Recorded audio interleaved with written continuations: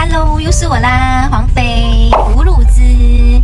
这个葫芦汁啊，真的是很方便服用，方便携带。你看我现在出门哦，就把它放在我的包包里面，然后要喝的时候就把它拿出来。所以有一些朋友可能吹到 aircon 啊，或者是遇到一些敏感源，这个支气管就容易发炎啊，容易敏感，然后就会咳嗽。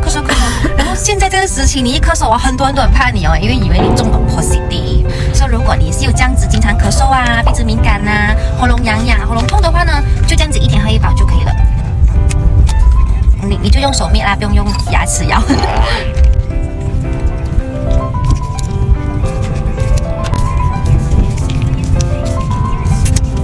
小小一包，滋润你的喉咙，帮助补你的肺部，还有增强免疫力咯。想要了解更多关于这个葫芦汁，一定要来联系我，找我黄飞吧。